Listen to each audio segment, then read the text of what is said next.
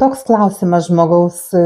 Vykdau individualią veiklą pagal verslo liudijimą. Jeigu atsidaryčiau individualią veiklą, čia turbūt turima omenyje su pažyma, tai vis tiek reikėtų mokėti PSD, jeigu esu drausta, nes turiu 2 vaikus.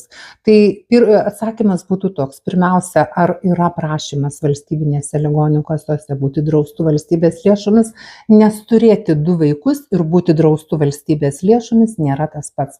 Kadangi tik vienas iš tėvų gali pasinaudoti šitą teise. Pirmiausia, reikia pateikti prašymą valstybinėse ligonių kasose. Ir dabar dėl to draustumo. Tai pirmaisiais veiklos metais, jeigu tai yra pati pirmoji savarankiška veikla ir niekados buvo nevykdyta, su individualia veikla pagal pažymą PSD nereikia mokėti iš viso. Su verslo liudijimu, net ir jeigu pati pirmiausia gyvenime savarankiška veikla, už verslo liudijimo dienas PSD vis tiek mokėti reikia, net ir jeigu esi draustas valstybės lėšomis, būtent dėl to, kad turite mažamečių. Bet nuo 2 veiklos metų tiek su individualia veikla pagal pažymą, tiek ir su individualia veikla su verslo liudijimu PSD mokėti reikės.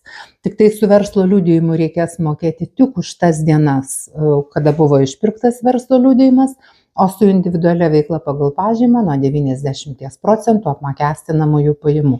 Kur čia yra pliusas, man sakysit? Pliusas yra tame, kad nereikia mokėti kiekvieną mėnesį 80,48 €. Kad nereikia mokėti pritempti iki to minimalaus. Tiesiog nėra prievolės pritempti iki minimalaus.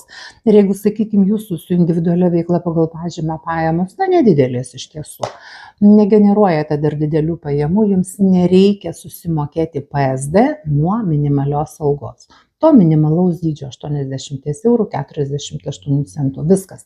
Bet jeigu vykdote 2 veiklos formas, tai abiejose jau nuo 2 veiklos metų garantuotai teks mokėti su verslo liudijimu už dieną, su individualia veikla pagal pažymą nuo 90% apmokestinamųjų pajamų.